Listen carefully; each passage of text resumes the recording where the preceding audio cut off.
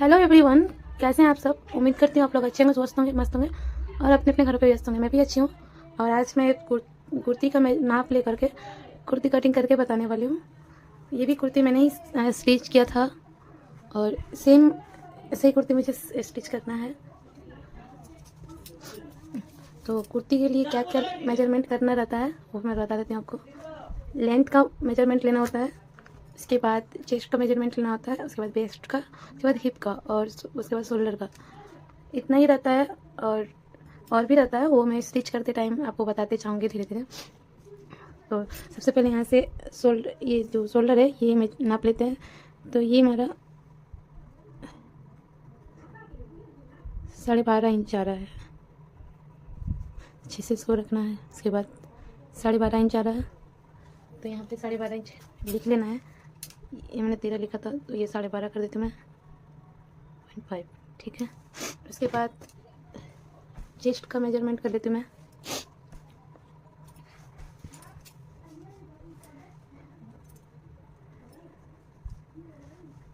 Chest हमेशा खींच करके नापना है आपको। 17 आ रहा है, तो 17 का डबल होता है 34, तो मैं यहाँ पे 34 लिख लेती हूँ। और वेस्ट में देख लेती हूँ कितना है। अगर आपको नहीं समझ में आता है कि वेस्ट कहाँ पे आता है तो यहाँ से 14 इंच पे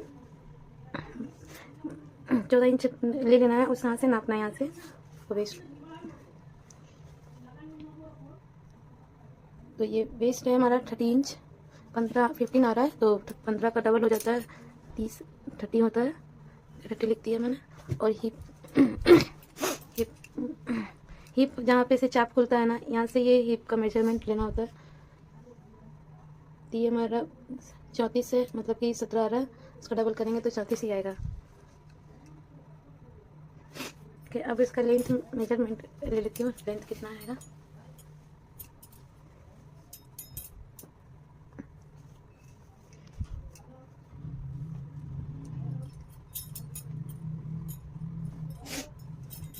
मैं गला का मेजर नहीं बता रही हूँ क्योंकि मुझे गला उस पर बना हुआ है। पीछे का मैं बता दूंगी कितना लेना है।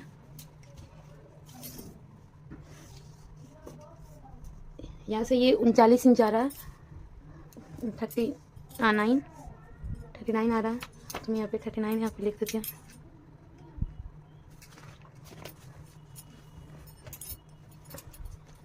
अगर मैं इसके हिसाब से गला लेती हूँ तो ये 10 इंच है, लेकिन मुझे ये जो डिज़ाइन है ये नहीं देना है, तो मैं 8 इंच या 7 इंच पे ही गला खोलने वाली हूँ।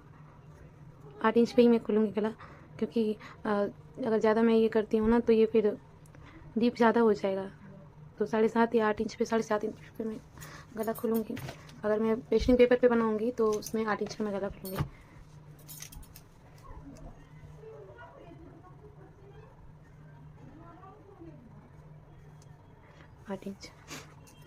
लेंथ में 2 इंच प्लस करना है, क्योंकि ऊपर हाफ इंच सिलाई में दबता है शोल्डर के तरफ, और 1.5 इंच नीचे मोड़ने पे जाता है, तो ये हो गया 41 इंच।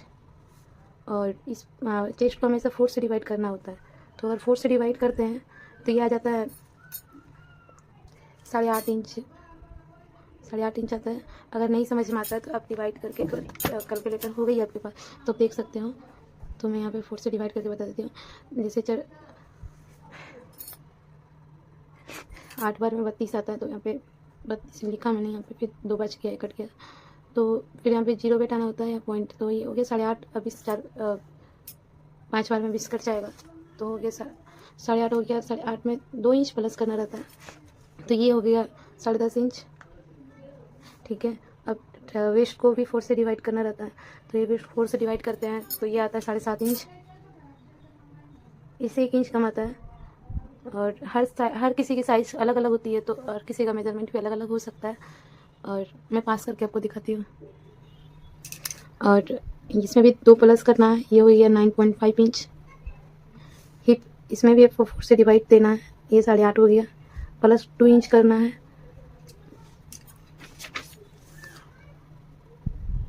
ये हो 10.5 इंच। यहाँ पे से कोई शोल्डर में कोई एक्स्ट्रा नहीं लेना है, ना ही बैक नेक में लेना है। इतना हो गया है। आई होप आप लोगों को समझ में आ गया होगा। इसी के अकॉर्डिंग कटिंग करने वाली हूँ मैं। तो चलिए स्टार्ट करते हैं। मेरा कुर्ती है, देखिए यह गला इसका बना हुआ है।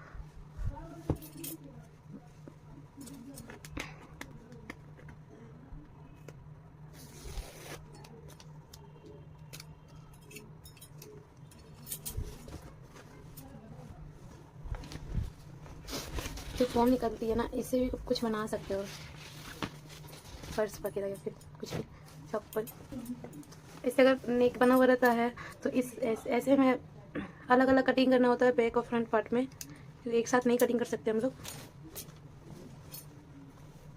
मैं आपको बिछा करके दिखाती हूँ, क्योंकि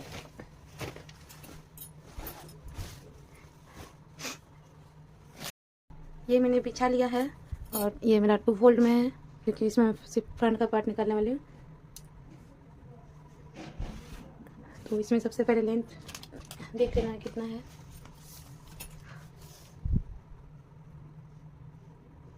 इसका लेंथ ज़्यादा नहीं है फ्रेंड्स, 37 इंच है। और अगर मैं इसको यहाँ तक करती हूँ तो ये डिज़ाइन है, तो ये नीचे आ जाएगा और गला काफ़ी बड़ा हो जाएगा। तो मुझे इसको देखते हुए कटिंग करना है। तो मैं क्या करूँगी ना, फ्रंट का पार्ट में सिर्फ मैं सिंगल फोल्ड करूँगी जो बॉटम में होता है, और बैक में फिर मैं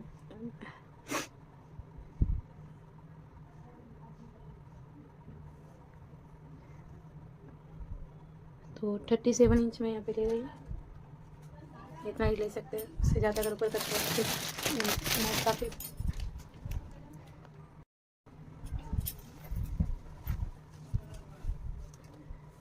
यहाँ से 6.5 इंच लेना है फ्रेंड्स।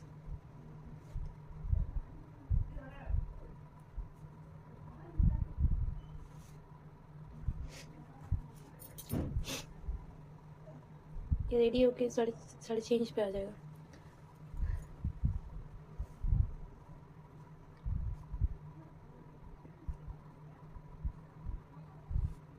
और मैं आर्म होल भी 6.5 इंच पे ही मार्क लगा रही हूँ।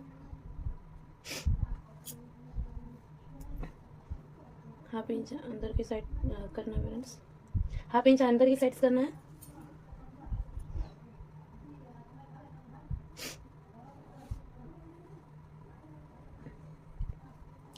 और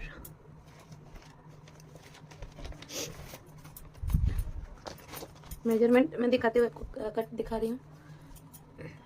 मेरा चेस्ट आया था 34, तो मैं इस पे सबसे पहले 8.5 इंच पे एक मार्क लगा रही हूँ। हो गया। और 2 इंच में प्लस करूँगी। उसके बाद वेस्ट में 14 इंच डाउन जाऊँगी।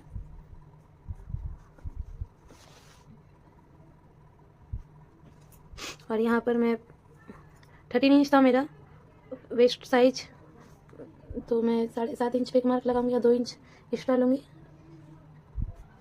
और हिप कितना चाप जो हमारा वो कहाँ से ओपन हो रहा है वो मैं देख लेती हूँ।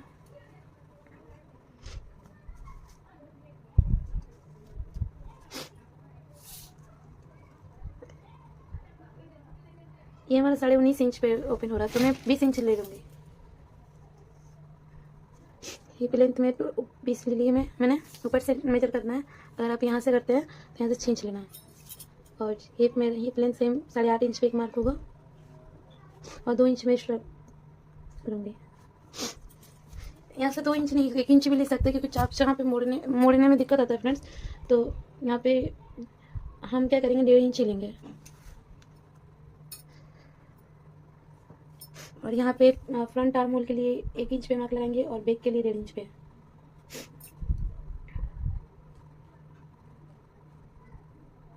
और इसे राउंड राउंड मिला देना है।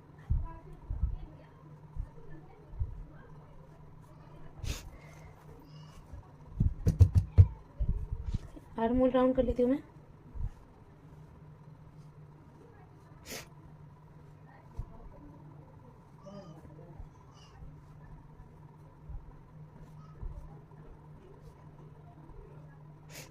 ये हो गया है।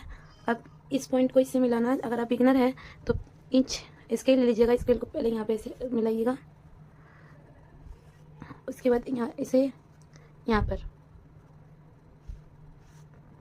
ठीक है। उसके बाद फिर इस पॉइंट को इससे और इस पॉइंट को इससे, अब इसे हल्का सा गोलाई कर देना है।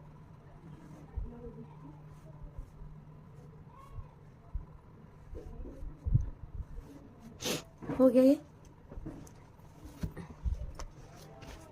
उसके बाद मैं नीचे से घेर ज़्यादा नहीं लेती हूँ, जितना यहाँ पे रहता सेम उतना ही मैं वहाँ पे लेती हूँ। तो 8.5 और 2 इंच हो गया, 10.5 इंच हो गया, तो मैं 11 इंच पे मार्कर लगा लूँगी। हाफ इंच में एक्स्ट्रा ले रही हूँ और ये 1.5 इंच मोड़ने के लिए इस लाइन को इससे मिलाना है।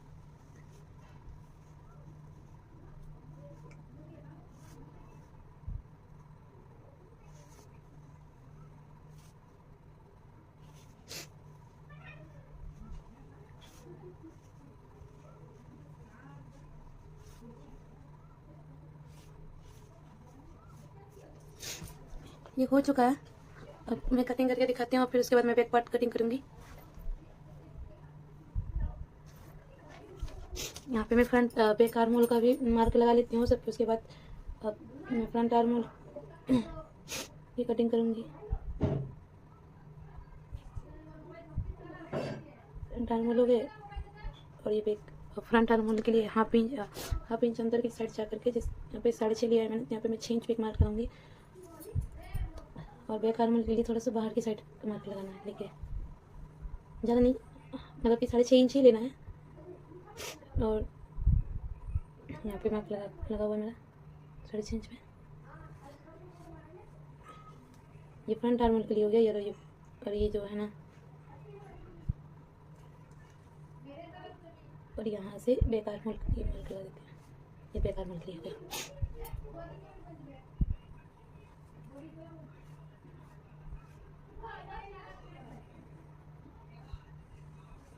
से कपड़ा निकालना पड़ता है फ्रेंड्स, क्योंकि यहाँ पे झोल आने का चांस रहता है, क्योंकि यहाँ का जो कपड़ा रहता है ना, ये ज़्यादा हो जाता है, ये रह जाता है, इसी की वजह से झोल आ जाता है, रिंकल्स जो बोलते हैं। और अगर हम यहाँ से ऐसे करके ले जाएंगे और इसको यहाँ से कट करके निकाल दें, थोड़ा डाउन जाएंगे, तो ये हमारा झोल नहीं आएगा। तो बेकार हम यहाँ से सेम यहाँ पे से मिला देना।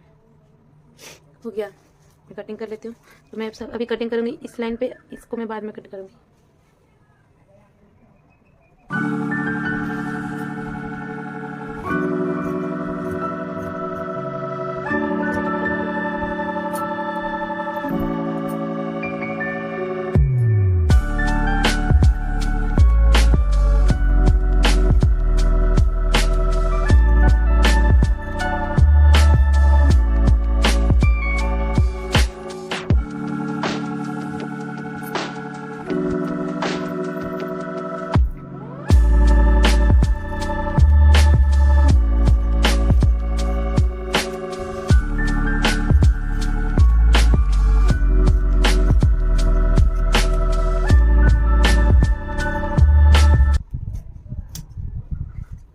ये कटिंग हो गया है। अब यहाँ पे फिटिंग पर भी एक कट लगा देना है।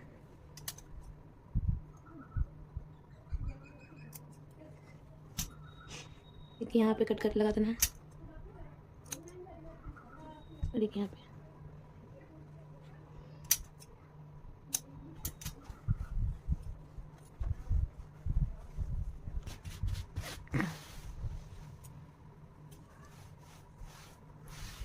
ये मैंने बिछा लिया है, इसको भी मैंने 2 फोल्ड में ही रखा है, ये बैक पार्ट के लिए। और इसे मैं सेम इस पे यहाँ पे बिछा लूँगी। और इससे मुझे 1 इंच नीचे मुझे एक्स्ट्रा लेना है, क्योंकि वहाँ पे यानी मैं इसको सिंगल फोल्ड करूँगी, क्योंकि फैब्रिक ज़्यादा नहीं है, तो इसीलिए मैं फ्रंट पार्ट को सिंगल फोल्ड करूँगी। एक ही फोल्ड करना है इसे, और लेस लगा देना है जो लेस इसमें लगा हुआ था। और इसमें मैं 2 फोल्ड करने वाली बैक पार्ट में, इसलिए मैं 1 इंच ज़्यादा लूँगी।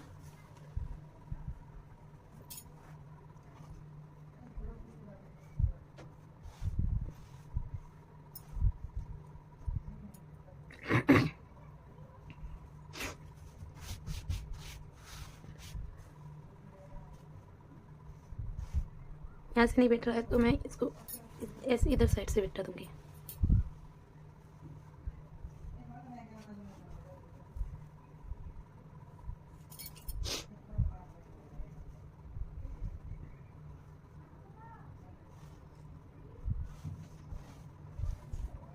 नीचे से यहाँ से 1 इंच ज़्यादा लेना है खड़े में, यहाँ से आपको 1 इंच ज़्यादा लेना है बॉटम से।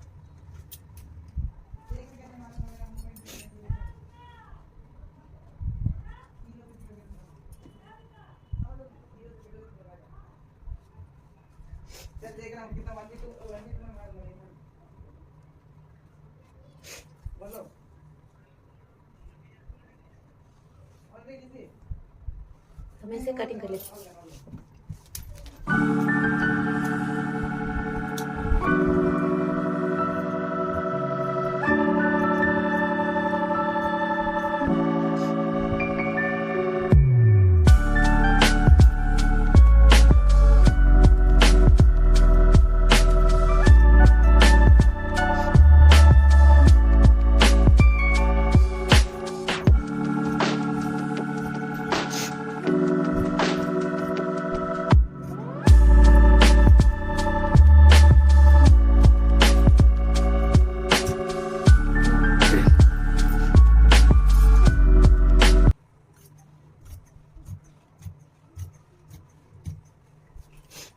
कटिंग हो गया है, अब सेम कट लगा देना इस पे भी।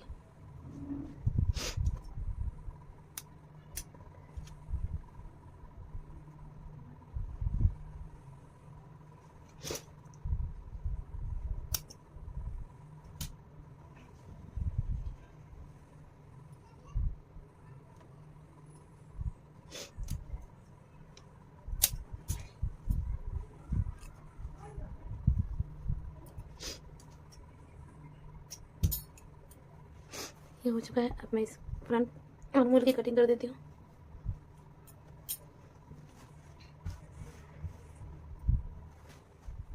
कुर्ती की कटिंग हो चुकी है फ्रेंड्स। अब मैं नेक्स्ट वीडियो में स्लीव कटिंग बताऊंगी, क्योंकि इस वीडियो में वीडियो काफ़ी लंबा हो जाएगा। तो ये मैंने कुर्ती कटिंग कर लिया है। तो आज के लिए इतना ही रखते हैं, मिलते हैं नेक्स्ट वीडियो में। Thank you for watching. और अगर आपको वीडियो अच्छी लगे हो